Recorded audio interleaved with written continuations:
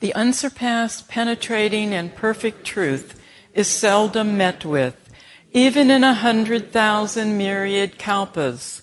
Now we can see and hear it, we can remember and accept it. I vow to make the Buddha's truth one with myself. Homage to the Buddha, homage to the Dharma, homage to the Sangha.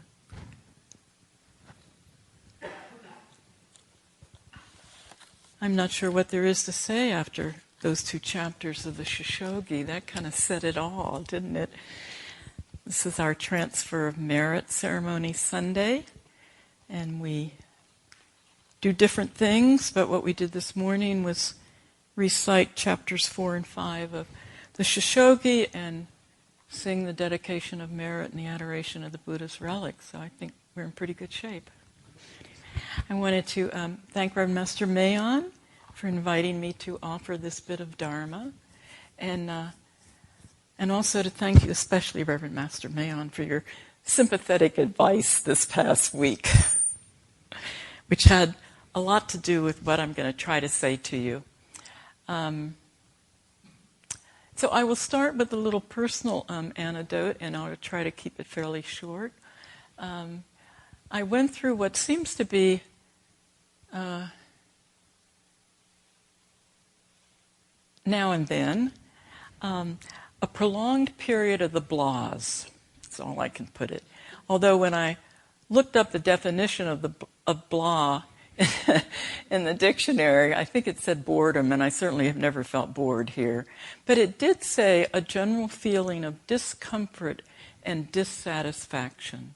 I don't know where that happens to any of you, but it seems to happen to me now and then. And then I thought, well, there must be a better word than the blahs. And then I remembered the word doldrums. And I thought, you hear people say, oh, going through a period of the doldrums. So I looked that up in the dictionary. And it said, and I had forgotten this, it's been a long time since I studied geography, that actually the doldrums are a region of light winds and calms near the equator. And that the equator, of course, is a great circle of Earth equidistant from the poles. It also said that the doldrums meant down in the dumps, but I didn't really want to apply that to myself. And I thought, well, the next time I feel this way, I'm just going to think about the fact that here I am, close to the middle. I'm in a period of light winds and calms. But I'm close to the middle, which is where we want to be, the middle way. And I can make a choice about whether I want to go north or south, right? Whether I want to look up or look down. So I felt that was helpful. It also, I also realized that I really needed to sit still, and I needed to let go of the fear, and I needed to look deeply at what was causing these doldrums, or whatever you want to call it. And as often happens, when I maneuver myself into a position where I don't think there are any answers, and at the same time, I'm willing to just sit still and have faith that the answer will come, and of course it always does. And for me, it comes kind of in the form of a giant bumper sticker in bold letters. Or, I don't really still do this, but you used to have advertising banners at the end of a little, 2-engine plane. Kind of, you'd see what it was saying. And so this banner kind of floated across, and it said, the time has come to practice no self. And I was kind of taken aback with that, because no self is the basis of all of our teaching. But I have learned over the years to listen to these answers when they come, and to look deeply and not accept it at face value. And when I sat with it, it sounds funny now, it didn't seem funny at the time, and I realized a lot of memories came up. The time has come. And one of the memories, I think I must have been about 12, my mother came in and said, "The time has come to clean your room." And I thought, but it's Saturday. And so there was that. But then the other memory that came up was a couple years later. I was living in Florida at the time, and I was 14, and my father said, "Probably it'd be a good time for you to learn to drive, right?" And I went, "Yay!" Even though it was Saturday. That was fine. That was fine. So I had all of these mixed feelings triggered by these very old memories. Some of the memories seemed a burden. Who wants to clean their room on Saturday when you're 12? And then exhilarating because, wow, getting to learn to drive. And this was at a time where you kept your window open and you put your arm out, to stop and turn right and turn left, whatever it was. So it was very interesting to me, and I realized that a lot of what we do and a lot of what we say and a lot of what we think are based on memory and habit, right? A new revelation to all of us, right? None of us knew that. And so I decided to just continue sitting with that and to look at really look at the question of what is no self? What does no self mean? I mean, that's one of the basic teachings of Buddhism, right? The 3 marks of existence: impermanence and change, suffering, and no self. And I thought, well, that's pretty obvious. But there was something niggling under there that was more. And I remembered a talk that Master Mayon gave not too long ago on impermanence. And some of the things she said really came up for me again. And I remembered my first teaching on impermanence, although I didn't think of it as impermanence at the time, was actually 50 years ago. It was 50 years ago last May. And the reason I remember it so well, I was talking to one of our congregation members, and I can't remember how it came up in our conversation, but I remembered what I said to my infant son, who was only a few hours old at the time. And what I said, or what I remembered, was something I had read. And what I had read was, "Our children are not our own." And she immediately beamed and said, "Oh yes, that's Kahlil Gibran, the prophet." And I'd totally forgotten that. This was 1967, right in the midst of the Vietnam War. And I was thinking, what would be the worst thing that this child could do? And the worst thing that child could do would be to voluntarily enlist in the military. And then someone handed me this lovely chapter from the prophet on our children are not our own. They come from our bodies. They are not our own. So here I am, 50 years later, reading Dogen that said our bodies are not our own. And I thought, gosh, life is a circle, isn't it? It's just, there it is. And so the question is anything our own? Is anything our own? And isn't that what impermanence is all about? Teaching us that this body, this mind, this identity isn't real. In one sense, it's a figment of our imagination, right? It's all the things we've built up. I am this, and I am that, and I'm not this, and I'm not that. And yet, we are here. This body and mind is precious, as Great Master Dogen tells us, because it is through this body and mind and this self, if we want to think about it that way, that we can practice enlightenment. We can offer enlightenment to all beings.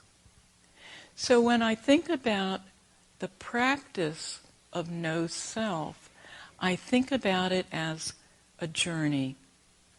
This is a journey that started a long time ago, longer than this life, but we can all think about times in our life that possibly drew us to where we are now. In any event, it was comforting for me to think about it as a journey, because I know that journeys go back and forth and they go up and down, and at some point it's going to end as far as this particular body goes. And I don't know how it's going to end. And so it's just really up to me to do the best I can, day by day, and hour by hour, minute by minute, sometimes second by second, to do the work of the Buddha, to, in Dogen's term, actualize enlightenment. If we accept the fact that we are Buddha nature, that our heart is compassionate from the very beginning, and that we innately know what it is we need to do to be compassionate people, then all I have to do is pay attention. That's a lot simpler than it turns out to be for me, but I'm working on it. And thinking of understanding no self as a journey, as an ongoing something, I found very helpful. I think it's important to look at the difference when we talk about the practice of no self or the journey of into no self. It's helpful to look at the fact that in Buddhist teaching there are two selves. There's the self with the lowercase s, the selfish self, and there's the true self, the self that often in our scriptures, in our teachings, in our liturgy is with a capital S. So when we're talking about the journey into no self, for the moment I'm going to talk about the selfish self. And I have found that understanding impermanence and looking at impermanence as a friend has been really helpful in this regard. So what are the other things that came up for me as some of the insights when I'm looking into no self? Well, one is generosity. And of course we talked about that a lot this morning when we were reading the Shoshogi. And one of the things that came up was that giving is an obvious way of expressing our generosity. But what about receiving? Isn't receiving a form of generosity? Kahlil Gibran in the Prophet says that we are all receivers. But don't some of you find that receiving help is a little difficult? How often do we say, oh no, I can do that by myself. Oh no, thank you, I'm taking care of that. And yet, that's a form of generosity for ourselves in allowing ourselves to receive and allowing someone else to give. Allowing someone else to give.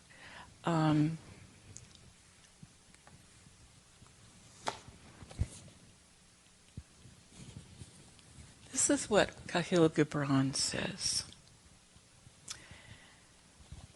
Someone said, "Speak to us of giving."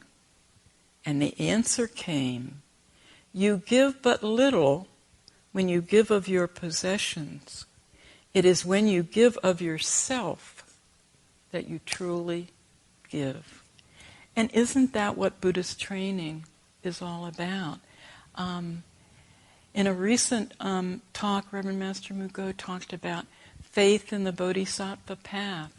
Certainly this morning in the Shoshogi, we've talked a lot about the Bodhisattva way of putting others before ourselves.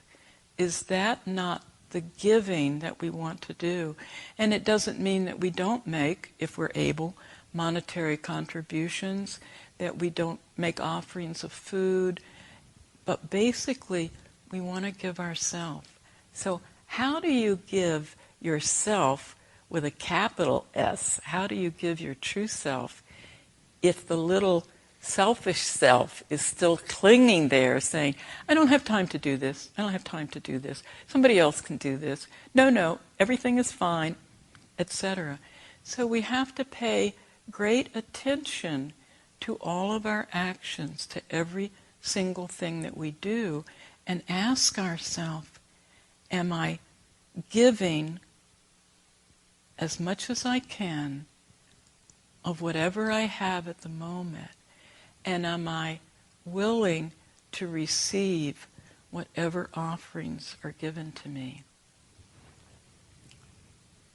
Another thing that came up for me was that we're very blessed as Buddhists because Buddhism gives us an undivided life.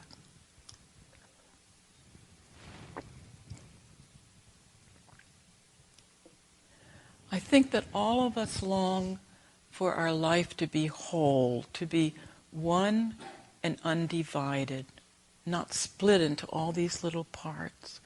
We want to, knowingly or not, dedicate ourselves to something greater than what we see ourselves to be. And I think that it certainly is why, or one of the reasons, that I came to Buddhism, or was attracted to it way back when I was 19, so that's a number of kalpas ago. Seems like it. And I think that's why a lot of us come, because Buddhism isn't something that we can read in a book and put on our bookshelf.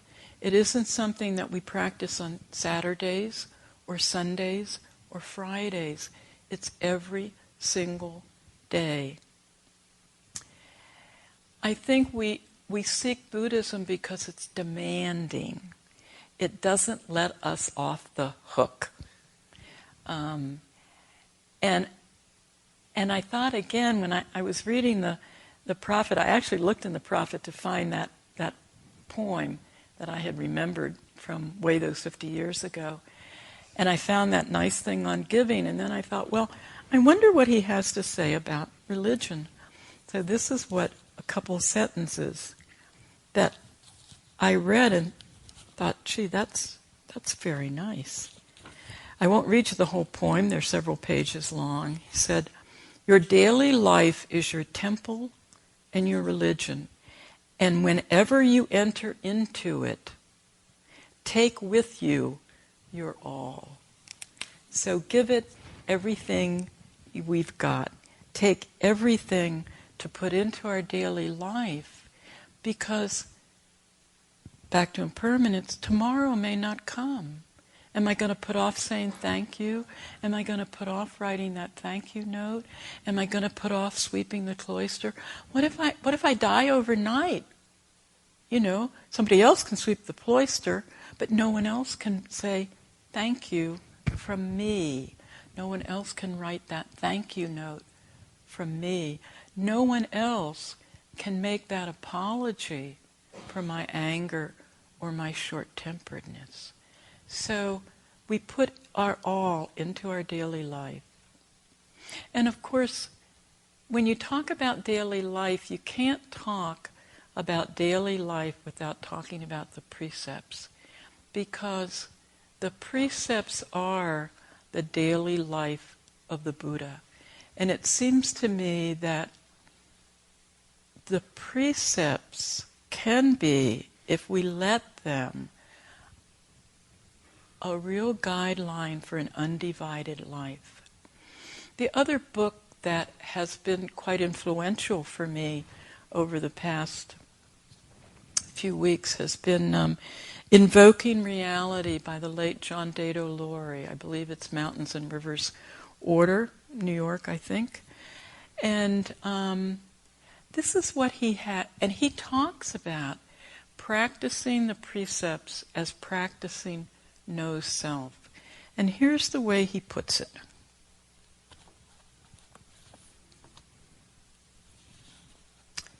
He says, the precepts are a definition of the life of a Buddha, of how a Buddha functions in the world. The precepts are how enlightened beings live their lives, how they relate to other human beings, how they make moral and ethical decisions, how they manifest wisdom and compassion in everyday life. The precepts provide a way to see how the moral and ethical teachings in Buddhism can come to life in the workplace, in relationships, in government, in business, and in ecology. That's everything. So the precepts are everywhere, and the precepts are our guide to an undivided life where there is only the true self. He also says, all the precepts are nothing other than the life of no self. To practice them is to practice the life of no self. They are specifically designed to work in the world of differences and potential conflicts, in the world of this and that, but they arise from no self.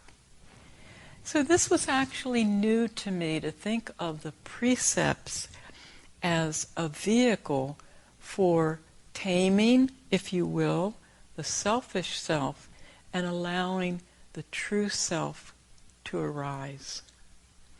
So then the question is, these are some ways to look at the practice of no self. And what I need to look at, and the question I need to ask, is what is my practice of no self? That's the question that I can answer for me, but I can't answer it for you, because you have to ask yourself, what is my practice of no self? But I'll give you some tips that have come up for me, and they may be useful or they may not. One is making offerings, and I owe this to Reverend Master Mayon. We all make offerings in many, many ways, but the offering that we want to make is the offering of total dedication and commitment to our practice. You know, I'm reminded of something that Reverend Master Daisui either said or wrote, that when he came to Shasta, he was a psychologist who was a Buddhist.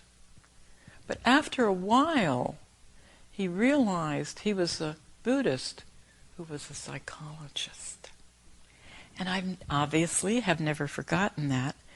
And it's been very helpful to me all these years. And the offering that we make is being a Buddhist. The other things, being a nurse, a doctor, a counselor, a contractor, whatever it is, these are all secondary. This is the way, for some of us, we earn our living, we support our family, etc., etc. But really, the offering that we make is being Buddhist, because out of being Buddhist comes our practice of the precepts, our practice of the Eightfold Path, and aren't these the things that guide our life? So we have to think about, I'm a Buddhist and I'm whatever else. So making offerings of ourselves, making offerings of what we have learned as Buddhists, is what's crucial in our journey into no self.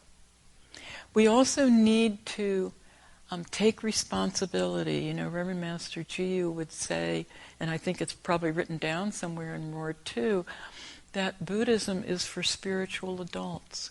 We have to take responsibility for what we do, and we have to take responsibility for our karma. I'll refer to John Dado Laurie again as far as karma goes, and offer this. Karma is about body, mouth, and thought. It is karma that creates who we are, how we live our lives, and how we relate to each other, and how we relate to ourselves. It's that simple and that important. When we can acknowledge our own karma and we can say, I have a choice. I can continue what I'm doing, or I can change. And we can ask for help, and we can have faith that we can make that change. That's how we deal with our karma in our minute-by-minute everyday life. I think one of the offerings that we make is generosity and gratitude, giving and receiving. For me, another offering is patience. Not only is it an offering, it's a full-time learning experience. I often think that I've heard that the Buddha was reputed to have said patience is the highest virtue. And I thought, well, I don't have to worry about being too virtuous anyway, because I'm certainly still working on that. Being patient with ourselves and being patient with others.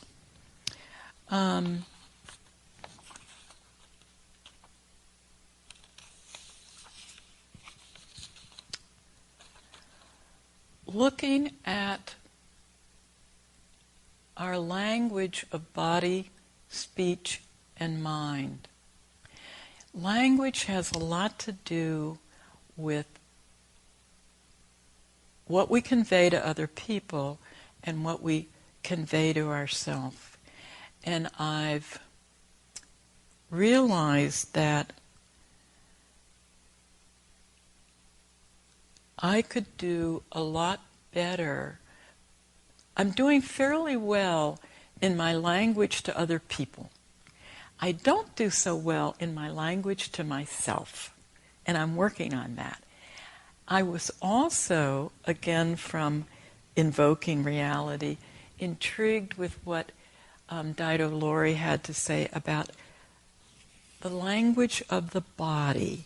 The language of the body. Let me read you what he has to say.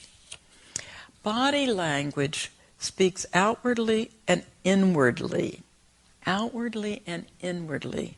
When you clench your fist and grit your teeth, you create anger mentally and physically.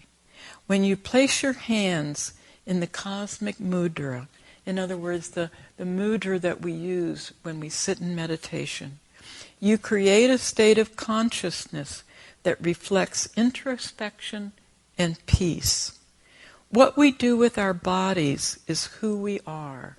It is for that reason that the posture of Zazen is so important. And it's one of the reasons why Reverend Master Jiyu talks so much about taking our meditation off of our cushion into our daily life. I can't tell you how many times in my life, both on the phone and in person, I put my hands in Gasho, and it has saved me from innumerable angry replies or anger inside. So I think our body language is important. I think that we need to look at what is going to help us in our journey into no self. And in closing, I would say, I would offer these last little comments. Being willing to go to the place where we're stuck. no matter how uncomfortable that is, to be willing to go to that place where we're stuck and sit there right smack dab in the middle. Because I think most of us are aware of those shortcomings that we have, those bits of karma that we haven't taken care of, but it is so easy, at least for me, to become distracted, to become busy, to just put them aside and I'll deal with them later, thank you very much. No, we have to do it right now. We have to go to the place where we're stuck and sit still. We have to also, secondly, take responsibility for our own suffering. You know, I can't tell you how long it took me after I came to the monastery to stop saying and then thinking, you make me so angry. And it finally got through, you are not what's making me angry. I am what's making me angry. My karma is what's making me angry. My expectations of how things should be, why isn't this done the way I want it to be? That's what's making me angry, not anybody else. So our karma is not out there. Our karma is in here.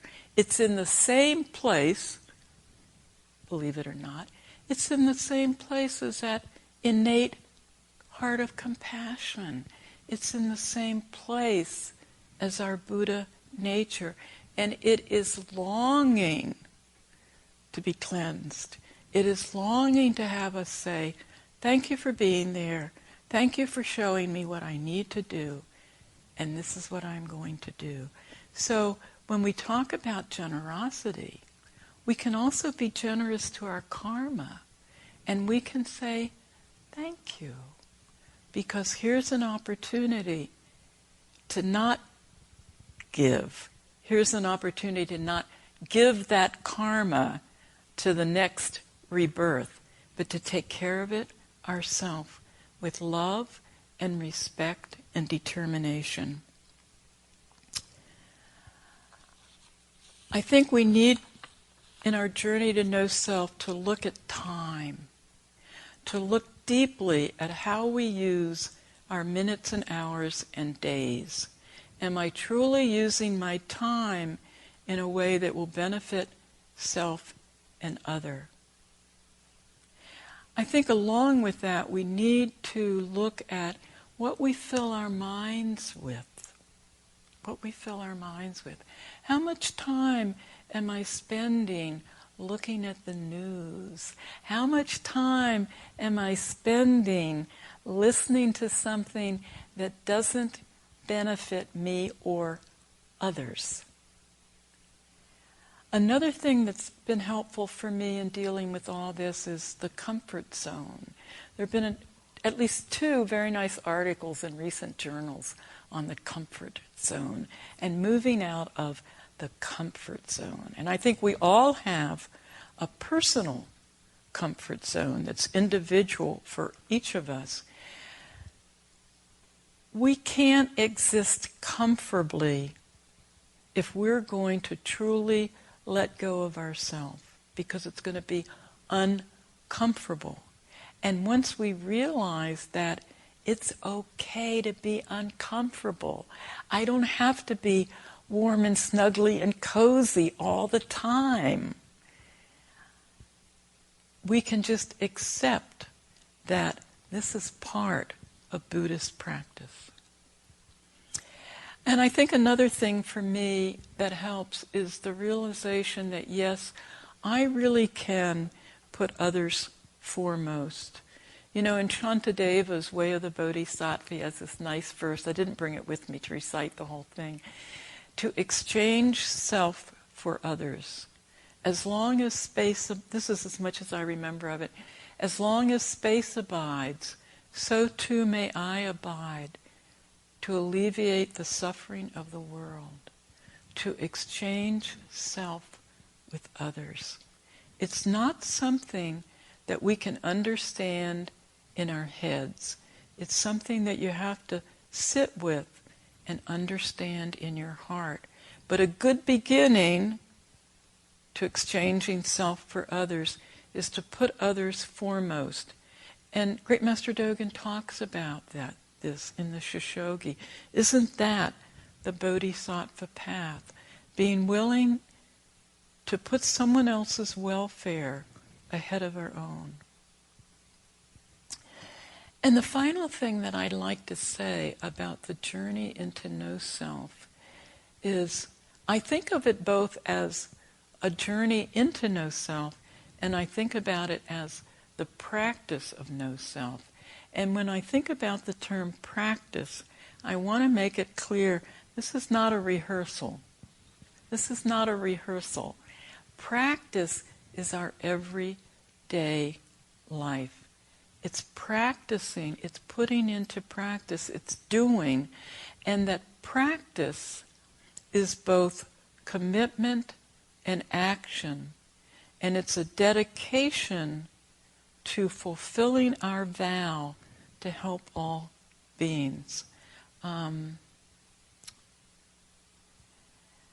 We want to bring enlightenment into our own life, and we want to bring enlightenment into the life we share with all beings. So it seemed to me that making the sacred and the mundane no different, one from the other, is what the journey into no self is. We practice no self in order that we may truly know the true self, the real self, for the benefit of all beings, including this particular being that we think of as me. So I wish you well in your journey into no self. Thank you very much. Homage to all the Buddhas, homage to all the Dharmas, homage to all the Sanghas.